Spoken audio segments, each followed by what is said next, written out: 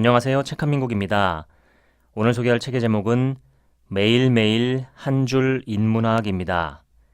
지은이는 이상준, 출판사는 행복에너지입니다. 책값은 18,000원, 총 페이지 수는 383쪽, 초판 일쇄는 2021년 6월 1일입니다. 소크라테스는 세상 모든 인생사는 안정된 것이 하나도 없음을 기억하라. 그러므로 성공했다고 들뜨지 말 것이며 역경이 왔다고 의기소침하지 말라고 이야기했다. 책은담에는 이런 말이 있다. 남의 작은 잘못을 꾸짖지 말고 남의 비밀을 들추어내지 않으며 남의 지난 잘못을 하지 마라. 이 세 가지를 실천하면 덕을 기를 수 있으며 재앙 역시 멀리할 수 있다. 무계획은 실패를 계획한 바와 다름없다. 공자는 일생의 계획은 어릴 때 있고 한 해의 계획은 봄에 있고 하루의 계획은 새벽에 있나니 어려서 배우지 않으면 늙어서 아는 것이 없으며 봄에 밭을 갈지 않으면 가을에 거둘 것이 없으며 새벽에 일어나지 않으면 하루의 일이 제대로 되지 않을 것이라고 이야기했다. 제나라 관중이 지은 관자라는 책에는 다음과 같은 말이 있다. 한 해를 위한 계획으로는 곡식을 심는 것만한 것이 없고 10년을 위한 계획으로는 나무를 심는 것만한 것이 없고 100년을 위한 계획으로는 사람을 심는 것만한 것이 없다. 명리학자 조용원 선생의 말씀에 따르면 부자들은 모두 식신생재의 사주를 갖고 있는데 이는 잘 베푸는 기질이다. 베풀어야 돈이 생긴다. 무심코 베풀었던 것이 시간이 흘러 큰 재물이 되어 자기에게 되돌아오는 것이다. 자식을 위해서 할 수 있는 최선의 행위도 바로 베풀고 나누는 것이다. 부처님 말씀에도 내가 가진 것은 영원히 남의 것이요 남에게 주어버린 것은 영원히 내 것이다 라고 하지 않았던가?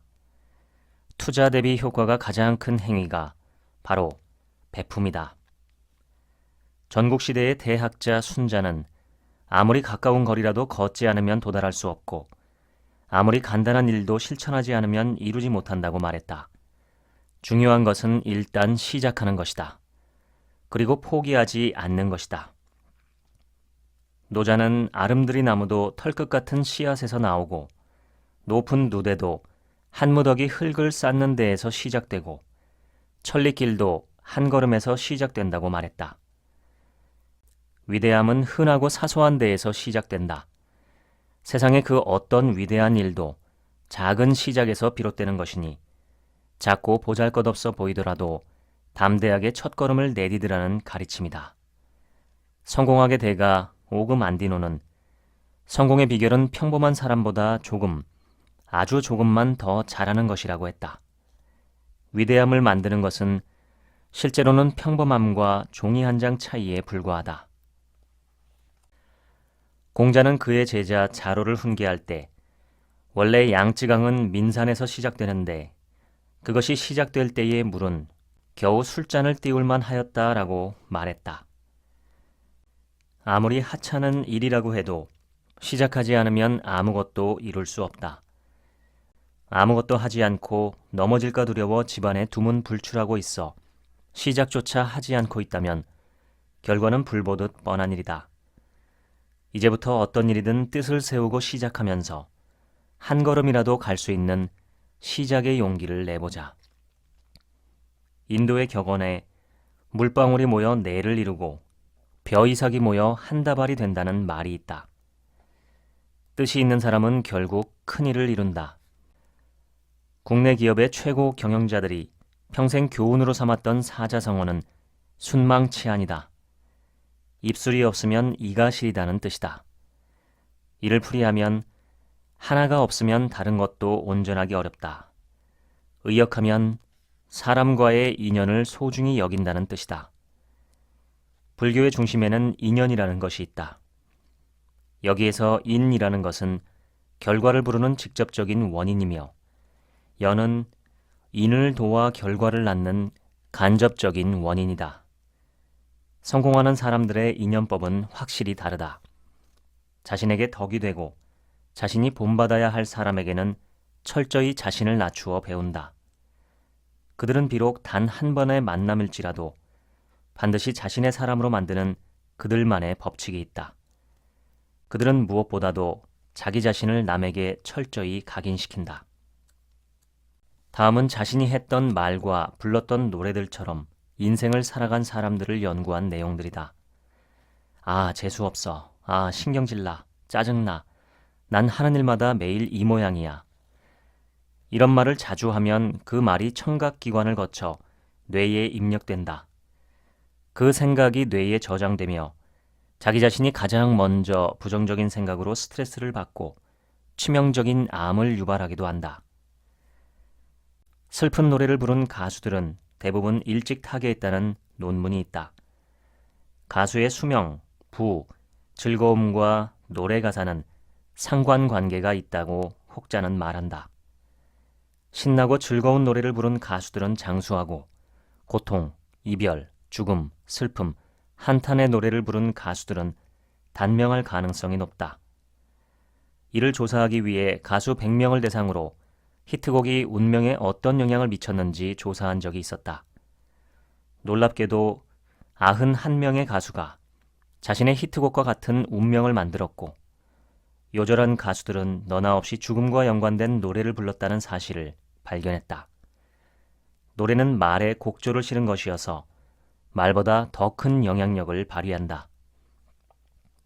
수필가 이어령 교수는 한국이 이만큼 잘 살게 된 이유가 코 흘리기의 아이들 때문이었다고 한다. 아이들이 코를 흘리니까 어른들이 얘야 흥해라고 했다. 그런 말을 많이 해서 우리나라가 흥하게 되었다는 것이다. 20년 동안 통산 61전 56승 37KO 5패를 기록한 프로 권투 선수 무하마드 알리는 내 승리의 반은 주먹이 아닌 말에 있었다라고 말했다.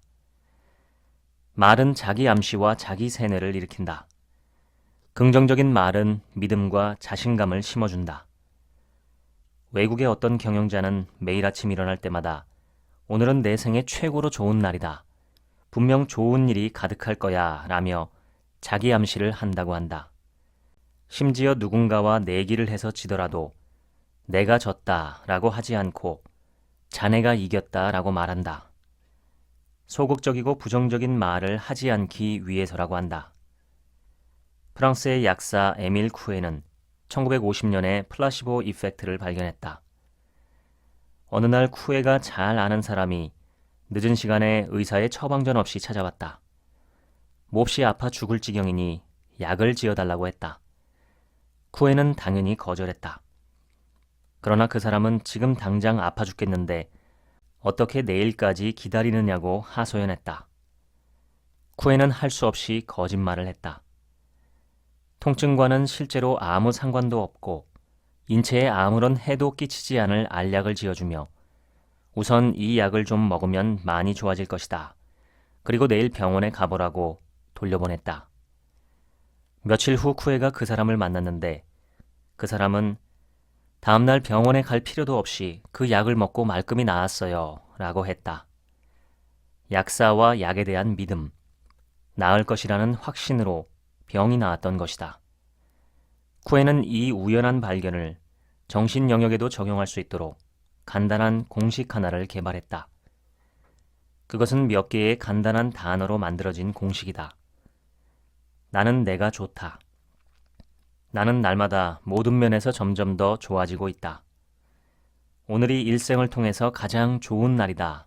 라고 되뇌는 것이다. 쿠에는 이 공식을 하루에 20번씩 큰 소리로 외치라고 했다. 핵심은 자기 암시를 통한 자기 확신에 있다. 시합을 앞둔 운동선수들에게 나는 이길 것이다 라는 말을 1000번 되풀이시키니까 우승 확률이 상당히 높아졌다는 연구 결과도 나왔다. 자기 암시의 황금률은 반복이다. 쿠의 공식의 최고 효과를 얻으려면 매일 열심히 반복해야 한다. 영국의 식물학자 알프레드 러셀 윌리스가 자신의 연구실에서 고치에서 빠져나오려고 애쓰는 나방의 모습을 관찰하고 있었다. 나방은 빠져나오기 위해 꼬박 한나절을 애쓰고 있었다. 윌리스는 이를 안쓰럽게 여긴 나머지 나방이 쉽게 빠져나올 수 있도록 칼로 고치의 옆부분을 살짝 긁어주었다. 나방은 고치에서 쉽게 쑥 나올 수 있었다. 하지만 좁은 구멍으로 나오려고 안간힘을 쓰던 나방은 영롱한 빛깔의 날개를 가지고 힘차게 날아가는 반면 쉽게 구멍에서 나온 나방은 무늬나 빛깔이 곱지 않았다. 그리고 몇 차례 힘없는 날갯짓을 하고는 그만 죽고 말았다. 오랜 고통과 시련의 좁은 틈새를 뚫고 나와야만 진정한 나방이 될 수 있었던 것이다. 사람이 멀리 생각하지 아니하면 큰 일을 이룰 수 없다. 에센바흐는 이렇게 말했다. 자신의 꿈이 실현되지 않았다고 불쌍하다고 생각하지 마라. 정말 불쌍한 것은 한 번도 꿈을 꾸어보지 않았던 사람들이다. 붓다는 아무리 좋은 글을 읽고 아무리 좋은 말을 들어도 행동하지 않으면 무슨 소용이 있겠는가라고 말했다. 논어에서는 썩은 나무에는 조각을 할 수 없고 썩은 흙으로 쌓은 담은 흙손질을 하지 못한다는 구절이 있다. 제여가 낮잠을 잤더니 공자께서 말씀하셨다. 썩은 나무에는 조각을 할 수 없고 썩은 흙 담장에는 흙손질을 할 수 없다. 낮잠이나 자는 제여에게 무엇이라 꾸짖겠는가. 내가 처음에는 사람을 대할 때 그 사람의 말을 듣고는 이내 그 행실을 믿었었다. 이제 나는 그 사람의 말을 듣고도 믿음이 가지 않아 그 행실을 살피게 되었는데 제여 때문에 그렇게 바뀌었다. 제여는 공자의 제자로서 특히 언변이 뛰어났던 사람이다. 그러나 행실이 말에 미치지 못했던 듯하다. 공자는 달변보다 어눌한 사람이 더 어진 사람에 가깝다는 말을 자주 했다. 결국 제여는 제나라의 대부 전상의 반역 사건에 가담하여 집안이 멸망하는 재앙을 당했다. 제여는 죽으면서까지 공자를 부끄럽게 만들었다. 공자는 이 재앙의 뿌리는 다른 곳에 있지 않다. 제여 자신에게 있었다라고 말했다. 아무리 좋은 스승을 만나도 스스로 노력하고 고치지 않으면 아무것도 얻는 것이 없다. 좋은 스승을 만나는 것도 중요하지만 그보다는 힘써 배우고 스스로 노력하는 것이 학문과 공적을 이루는데 훨씬 큰 역할을 한다는 것이 제여가 주는 가르침이다. 니체는 낡은 사고의 허물 속에 언제까지고 갇혀 있으면 성장은 고사하고 안쪽부터 썩기 시작해 끝내 죽고 만다. 늘 새롭게 살아가기 위해 우리는 사고의 신진대사를 하지 않으면 안 된다라고 말했다. 톨스토이는 모두가 세상을 변화시키려고 생각하지만 정작 스스로 변하겠다고 생각하는 사람은 없다고 말했다. 다음은 서산 대사가 입적할 때 읊은 해탈 시이다. 눈 내린 들판 한가운데를 걸어갈 때에도 발걸음을 함부로 어지러이 걷지 말지어다. 오늘 내가 걸어간 발자국은 반드시 훗날 뒷사람의 이정표가 되리니 삶은 한 조각 구름의 일어남이고 죽음은 구름의 사라짐이다. 뜬 구름은 본시 실체가 없으니 살고 죽고 오고감 또한 그와 같도다. 조선의 실학자 성호 이익 선생은 단점이 있어도 그 속에 있는 장점을 볼 줄 알아야 한다고 강조했다. 단점이 있어도 장점을 취할 것이 있다는 뜻이다. 성호 선생은 감나무 2그루를 키우면서 관찰한 결과를 가지고 이런 이야기를 했다. 감나무 1그루는 열매가 많이 달렸지만 열매가 작게 열렸고 또 1그루는 열매가 적게 달렸지만 열매가 크게 열렸다고 한다.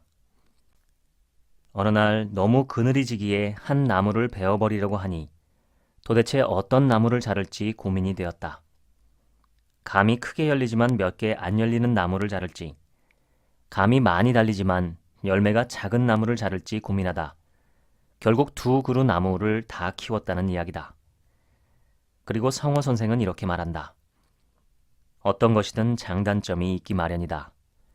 단점만 보고 내치지 말고 그것이 갖고 있는 장점을 인정할 줄 알아야 한다.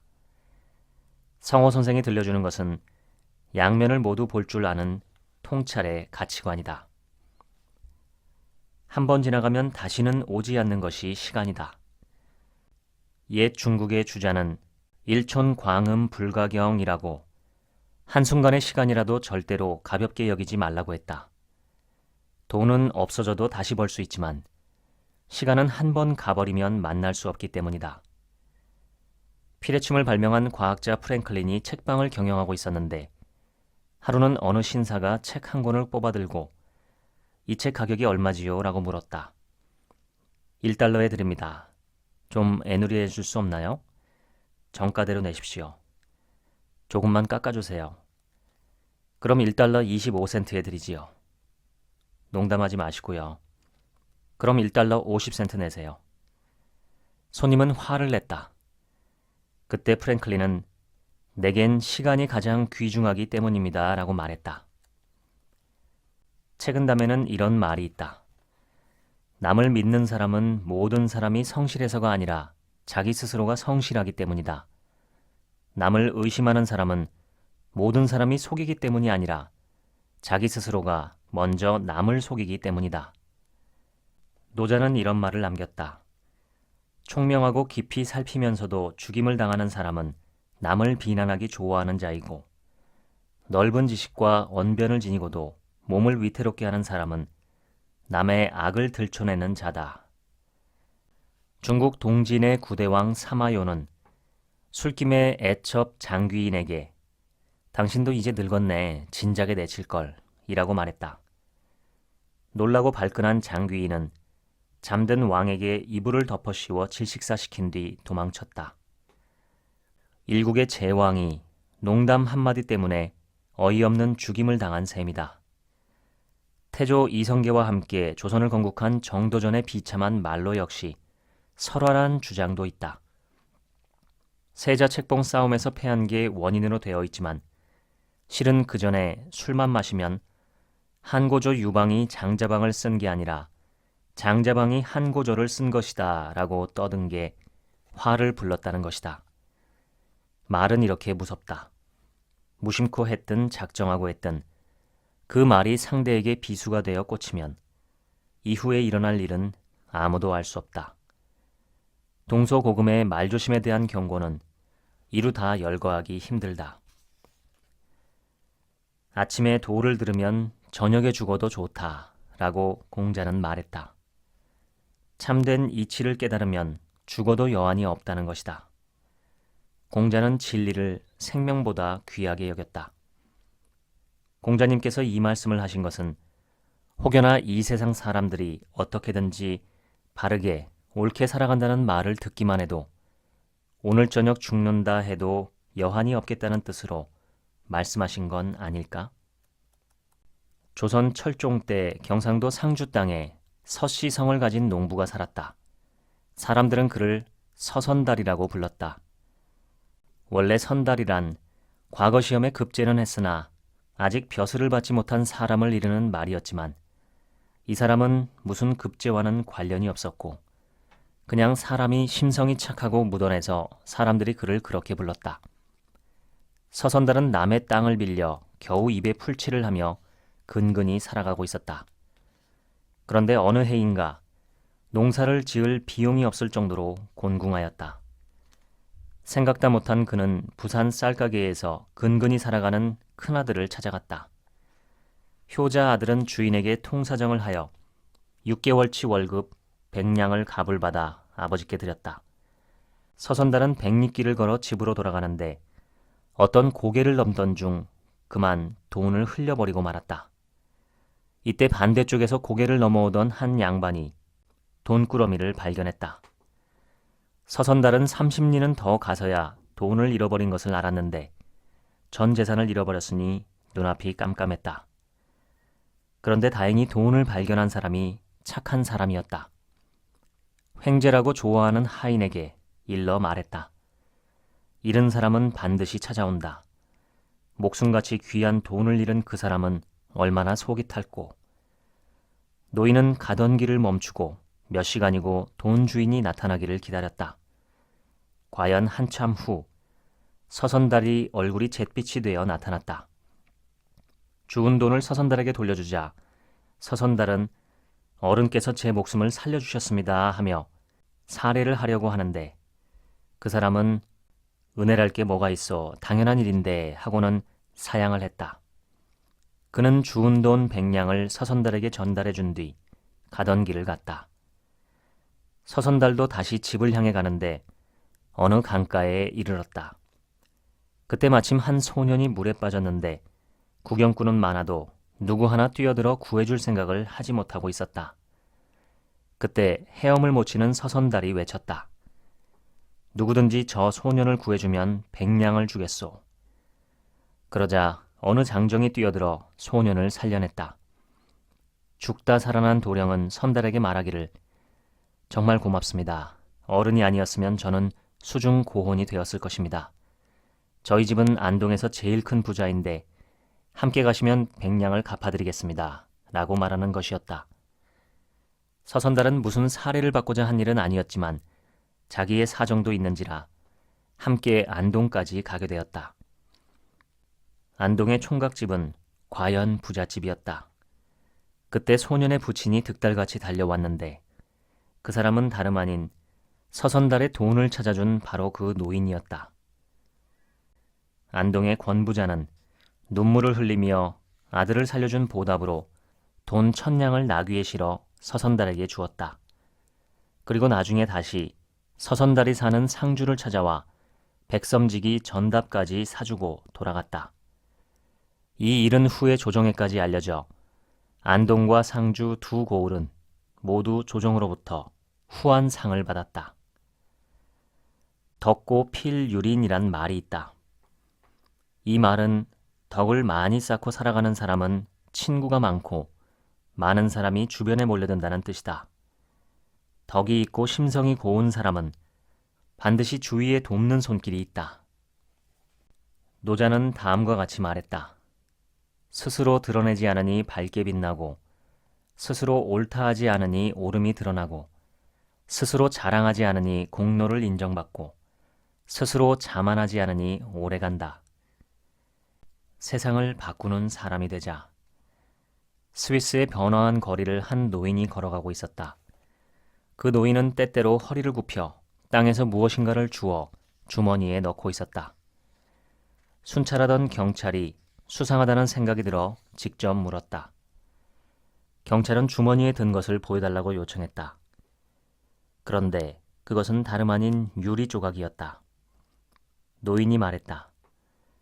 혹시나 길을 가다가 아이들이 밟아서 다치면 안 되지 않습니까? 이 노인은 스위스의 교육학자이자 고아들의 대부로 알려졌으며 어린이의 교육에 있어 조건 없는 사랑을 실천한 것으로 유명한 페스탈로치였다. 자기 자신의 편한 삶을 뒤로하고 다른 이들의 행복을 위해 사는 사람들, 그들이 세상을 바꾼다. 올바른 사회는 오직 아이들에게 참다운 교육을 실시함으로써 이루어질 수 있다라는 말로 유명한 페스탈로치 선생님의 일화다. 명심보감에는 이런 말이 있다. 모든 일에 만족할 줄 아는 사람은 자신이 비록 가난하고 천하다 해도 즐거울 것이고 만족할 줄 모르는 사람은 아무리 부유하고 귀해도 근심이 있을 것이다. 오유지족이란 너와 내가 만족하니 더 바랄 것이 없다는 뜻이다. 남과 비교하지 않고 오직 자신에 대해서 만족하라는 가르침이 담긴 말이다. 석가모니의 마지막 가르침을 담은 불경, 유교경에는 족함을 모르는 자는 부유해도 가난하고 족함을 아는 자는 가난해도 부유하다라는 말이 있다. 티베트 속담에는 해결될 문제라면 걱정할 필요가 없고 해결이 안 될 문제라면 걱정해도 소용없다라는 말이 있다. 일정한 생업이 없는데도 일정한 마음을 가질 수 있는 것은 오직 선비만이 가능한 일이다. 일반 백성들은 일정한 생업이 없으면 일정한 마음을 가질 수가 없다. 일정한 마음이 없으면 방탕, 편벽, 사악, 사치 등 못하는 짓이 없게 된다. 죄에 빠진 다음에 형벌을 가한다면 이것은 백성을 속이는 것이다. 수분지족, 자기 분수를 알고 스스로 만족하는 직업이 있어야 행복이 있다. 명심보감에는 다음과 같은 말도 있다. 은혜와 의리는 항상 많은 사람들에게 널리 베풀어야 한다. 인생 어디서든 그 사람들을 만날 수 있기 때문이다. 그러나 원수와 원망은 맺지 말라. 언제든 좁은 길에서 만나면 피하기 어려울 것이기 때문이다. 손님을 빈부에 따라 차별하지 말라. 이 말은 다카시마야 백화점의 초대 창업주인 이다 신치가 직원들에게 당부한 말이다. 1986년 3월 초순 남노한 복장을 한 40대 초반의 여인이 다카시마야 백화점 지하 식품 매장에 들어왔다. 그녀는 포도 2송이가 놓인 식품 코너 앞에서 한없이 울기 시작했다. 매장 여직원은 다가가 왜 우시느냐고 물었다. 여인은 저 포도를 사고 싶은데 돈이 2,000엔밖에 없어 살 수가 없어서 운다라고 했다. 포도 2송이의 값은 20,000엔이었다. 고객은 뭔가 사연이 있는 것 같은데 차마 물어볼 수는 없었다. 잠시 후 여직원은 가위를 가져왔고 2,000엔어치를 잘라서 포장지에 곱게 싸서 여인에게 팔았다. 그리고 2달 뒤 1986년 5월 14일자 신문에 다음과 같은 독자 투고가 실렸다. 우리에게 신만큼이나 큰 용기를 준 다카시마야 백화점 식품 매장 여직원에게 정말 감사드린다. 내가 치료하던 11살의 여자아이는 비록 죽었으나 마지막 소원인 포도를 먹었다. 그 여자아이는 백혈병 환자로서 회생의 여지가 없었다. 마지막으로 포도를 먹고 싶다는 아이의 소원을 너무 가난한 어머니는 들어줄 수 없었다. 그런데 그 소원을 다카시마야 여직원이 들어준 것이다. 기사의 내용은 도쿄의 변두리 단칸방에 살던 두 모녀가 있었는데 11살 딸이 백혈병으로 죽어가고 있었고 마지막 소원으로 포도가 먹고 싶다는 것이었다. 때는 3월, 아직 냉장 기술이 발달하지 않았던 때라 포도는 어디에도 없었다. 어머니가 마지막에 포도를 발견한 곳은 일본 최고의 백화점인 다카시마야 백화점이었다. 어머니는 딸의 마지막 소원을 들어주고 싶었지만 가진 돈이 부족해서 울며 서 있었던 것이다. 그런데 매장 여직원이 그 모습을 보고 가위를 가져와 과감하게 포도를 잘라 판 것이다. 포도는 2,000엔어치를 잘라내면 상품으로서의 가치가 사라진다. 이 사건은 어린아이의 백혈병 치료를 담당하던 의사가 그 사연을 신문에 투고해서 세상에 알려지게 되었다. 우리의 목표는 친절이다. 다카시마야 백화점의 사훈이다.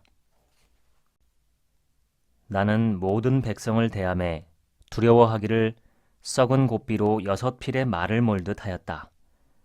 어찌 백성의 윗사람이 되어 공경하지 않을 수 있겠는가.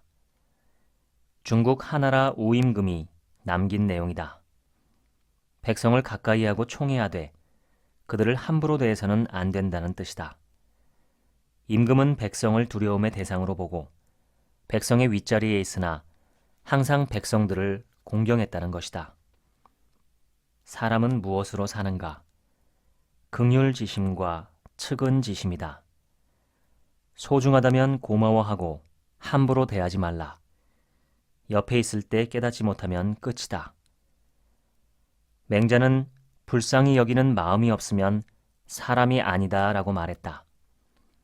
맹자는 어린아이가 우물에 빠진 것을 보고 생각할 겨를도 없이 우물 속으로 몸을 던지는 어미의 마음을 측은지심이라고 표현했다.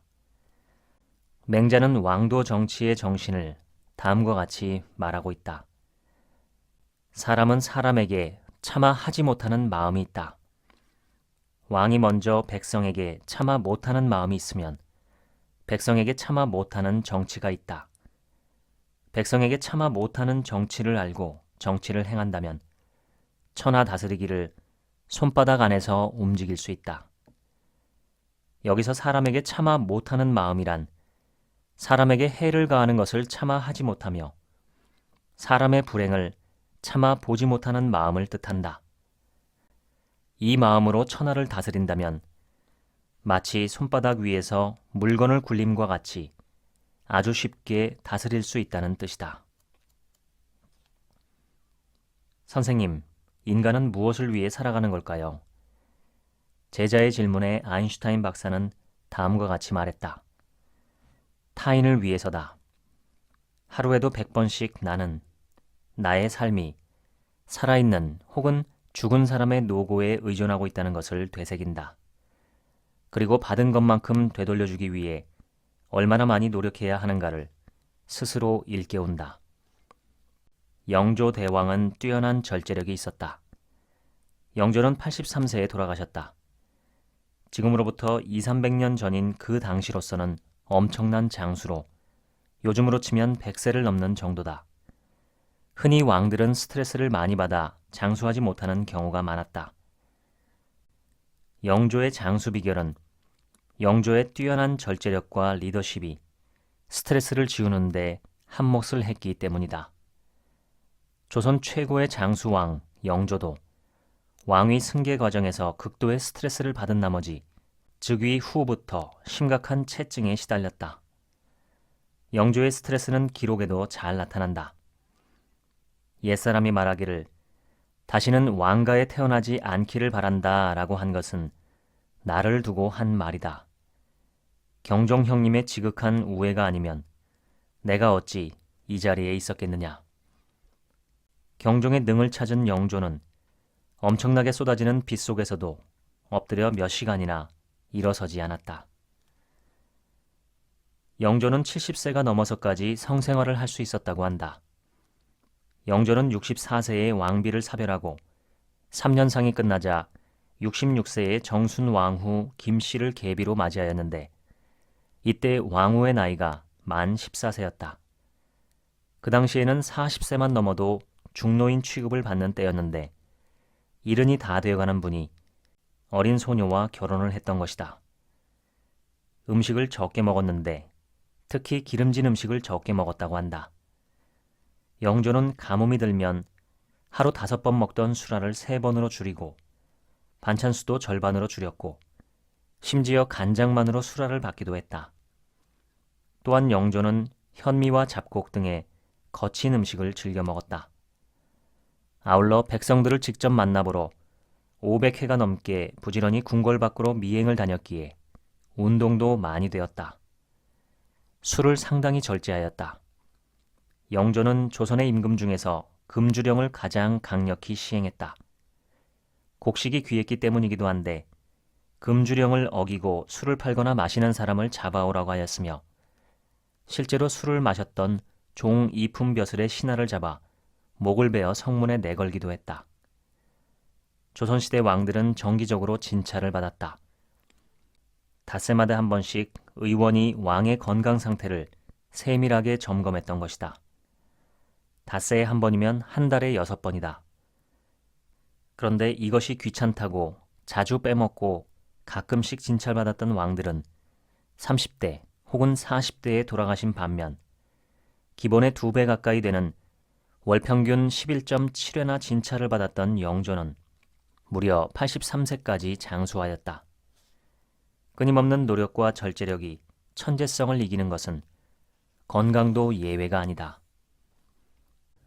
중국 고전 장자에는 사람이 하늘과 땅 사이에 사는 것은 마치 흰말이 빨리 달리는 것을 문틈으로 보는 것처럼 순식간이다 라는 말이 있다.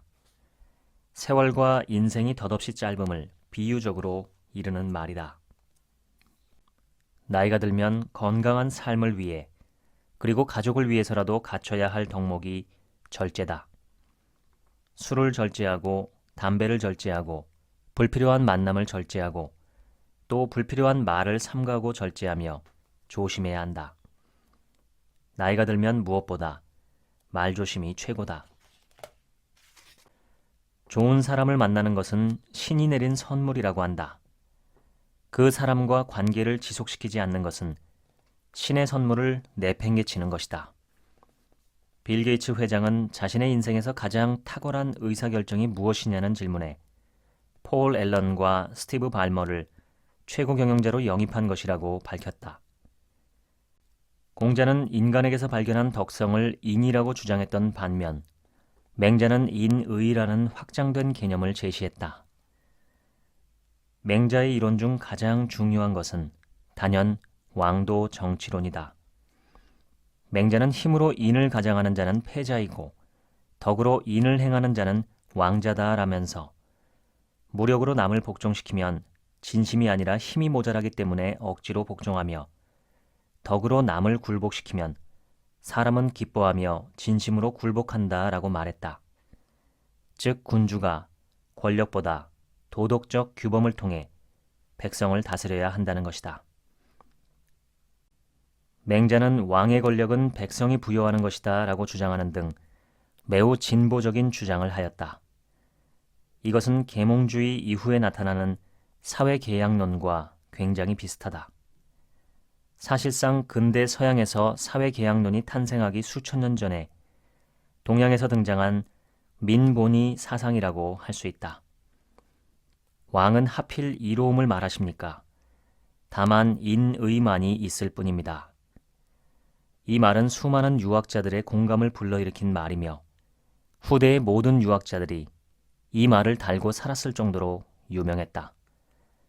만약 윗사람이 이로움만 쫓게 된다면 아랫사람도 자신의 이로움을 추구하게 될 텐데 서로 자신의 이익만을 얻고자 하면 모두가 큰 손해를 볼 수밖에 없다는 것이다.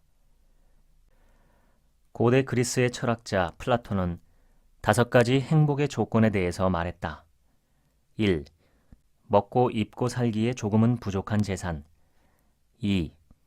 모든 사람이 칭찬하기에 조금은 부족한 외모. 3.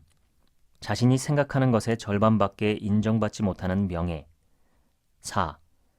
남과 힘을 겨루었을 때 한 사람에게는 이기고 두 사람에게는 질 정도의 체력. 5. 연설할 때 듣는 사람의 절반 정도만 박수를 치는 말솜씨. 허물을 벗지 않는 뱀은 결국 죽고 만다. 사람도 매일매일 허물을 벗고 새로운 생각과 정보를 얻어야 한다. 지난 과거 속의 낡은 사고에 갇혀 있으면 빠르게 변화하는 세상에 제자리에 머무는 것과 같다. 푸른색 염료는 쪽에서 얻지만 쪽보다 푸르다. 여기서 나온 말이 청출어람이다. 이 말의 원래 의미는 부지런히 노력하면 원래의 본성보다 훨씬 뛰어난 인간이 될 수 있다는 것이다. 현대에는 제자가 스승보다 나은 경우를 비유하는 용도로 사용되고 있다. 3인행, 필유, 아사. 세 사람의 길을 가면 그 중에 반드시 스승이 있다. 이 말처럼 세상의 모든 사람이 나의 스승이 될 수 있다는 것을 명심하고 사회생활을 해야 한다. 당나라 때의 유명한 화백, 대숭은 특히 소 그림을 잘 그렸다. 송나라 진종 때의 재상, 마지절은 어렵게 구한 대숭의 투우도를 가보로 여기며 애지중지했다. 어느 날 한 농부가 이 그림을 보고 웃었다. 궁금해진 마지절이 물었다. 이 그림은 당대의 으뜸 화백, 대숭이 그린 것인데 왜 웃었느냐? 재상 마지절이 노여워하자 농부가 떨며 대답했다. 저 같은 무식한 농부가 무엇을 알겠습니까? 다만 저는 소를 많이 키워보고 소가 싸우는 장면도 많이 보았습니다. 소들은 싸울 때는 머리를 맞대고 뿔로 서로 공격하지만 꼬리는 바짝 당겨 사타구니에 집어넣고 싸움이 끝날 때까지 절대로 빼지 않습니다. 그런데 이 그림은 소의 꼬리가 하늘로 치켜져 올라갔으니 이상해서 웃었습니다. 깜짝 놀란 마지절은 사정없이 그림을 찢으며 탄식했다. 대숭은 이름난 화가지만 소에 대해서는 네가 훨씬 유식하구나. 때론 우리가 아는 보편적인 지식보다 살면서 체득한 지혜로 상황에 대처할 때 좋은 결과를 얻을 수가 있다. 생각보다 스승은 아주 가까운 데 있다. 지금까지 360도 매일매일 한 줄 인문학 소개해드렸습니다. 지금부터는 제 얘기입니다. 이 책의 주옥 같은 고전 문장들을 읽으면서 감동해서 눈물이 나기도 하고 내가 사람 구실을 제대로 하지 못한 적이 많았구나 하는 참회의 심정도 되고 여러 가지로 감동적이었습니다. 이 책에 나온 이야기 중에 처음 듣는 이야기는 거의 없었지만 저는 아직도 일이 지나고 나서야 깨닫고 후회하는 것들이 많습니다. 책에 나온 공자의 말씀 가운데 말을 잘 꾸미고 얼굴빛을 좋게 하는 사람 가운데는 어진이가 적다라는 말씀이 있습니다. 요즘 말로 바꾸면 괜찮은 사람, 좋은 사람을 알아보는 비법을 두 가지 알려주신 것입니다. 첫째, 말이 청산유수인 사람, 둘째, 표정을 잘 꾸며내는 사람. 이 두 종류의 사람 가운데는 괜찮은 사람이 적다는 뜻입니다. 표정을 잘 꾸며낸다는 것은 말로 설명하기는 어렵지만 인간이라면 누구나 느낄 수 있는 부분입니다. 내 앞에 사람이 어떤 표정을 지을 때 그것이 진심에서 우러난 것인지 아니면 속마음과는 다르지만 어떤 특정한 목적이나 이유 때문에 짓는 표정인지 누구나 어느 정도는 판별할 수 있습니다. 특히 웃는 표정은 더욱 그렇습니다. 그래도 표정을 구분하는 게 어렵다고 한다면 첫 번째 방법은 더욱 간단합니다. 말 잘하는 일을 경계하라는 이야기입니다. 말 많고 유창한 사람 중에 괜찮은 놈은 적다. 이게 공자님 말씀입니다. 논리적으로 생각해봐도 말에 능숙한 사람은 그만큼 행동이 따르지 않을 가능성이 높아집니다. 그만큼 진실성이 낮아지는 거죠. 인간은 자신에게 공감해주지 않고 자신의 말을 들어주지 않고 자신에 대한 배려가 부족하다고 느끼면 그에게 마음을 주지 않습니다. 최고의 공감과 배려는 경청입니다. 말이 어눌하다고 해서 생각도 어눌한 것은 아닙니다. 제 지인 중에서도 말수가 적고 어눌하며 느릿느릿 말하는 사람도 있는데 한마디 한마디에서 달변가 못지않은 지혜와 따뜻한 마음이 느껴집니다. 그의 이야기를 들을 땐 달변가와는 비교도 할 수 없을 정도로 그가 괜찮은 사람이라고 느껴집니다. 비록 그 사람이 명문대를 다녔거나 부유하거나 유명하거나 그러지는 않더라도 사람 자체가 참 진국이다 이런 느낌이 드는 거죠. 저는 이런 사람이 되고 싶습니다만 성격 자체가 말을 적게 하는 스타일은 아니라서 아쉽습니다. 어쩌다 모임에서 말을 적게 하고 돌아오는 날은 마음이 편하고 뿌듯합니다. 반대로 오늘도 혼자 떠들었구나 싶은 날은 왠지 부끄럽고 울적하고 아쉬움이 큽니다. 책에 백혈병 딸에게 포도를 사주던 어머니 이야기에서는 돌아가신 저희 어머니 생각이 나서 더욱 감정이입이 되었습니다. 저희 어머니도 백혈병으로 돌아가셨는데 하루는 병원에 입원해 계실 때 포도를 먹고 싶다고 하시는 것이었습니다. 백혈병 환자는 면역력이 너무 약한 상태고 특히 반복적으로 입원해서 항암요법을 하는 동안에는 백혈구 숫자가 0입니다. 이것이 최소 2, 3천으로 회복될 때까지 한 번 항암요법으로 입원하면 보통 한 달 정도는 격리병동에서 살아야 합니다. 환자는 아예 면역력이 없다시피 한 상태라 식사도 완전 멸균된 채로 오는데 채소든 생선이든 완전히 푹 삶은 것 같은 상태라 정말 맛이 없습니다. 생물, 그러니까 신선한 채소나 과일은 집에서는 몰라도 입원 중에는 먹을 수가 없습니다. 그런데 어머니가 포도 몇 알을 먹고 싶다 간청해서 포도를 온갖 방법으로 씻은 후에 항균 세제로 손을 씻고 소독약으로 손소독도 하고 포도 껍질을 손으로 까서 그 알만 몇 알 드렸던 적이 있습니다. 마음속에는 그 포도 속의 세균들이 염려가 되어서 조마조마했지만 차마 포도 몇 알을 먹고 싶다는 어머니 부탁을 거절할 수는 없었습니다. 돌아가신 지금은 그때 포도를 드리기를 정말 잘했다는 생각을 합니다. 고맙습니다. 미안합니다. 사랑합니다. 이 말들을 많이 하자는 운동을 어느 방송사에서 한 적이 있습니다. 줄여서 고미사라고 하는데 이런 말을 많이 하면 할수록 본인은 더 행복해지고 인간관계는 더 좋아지고 나중에 남는 후회가 적은 듯합니다.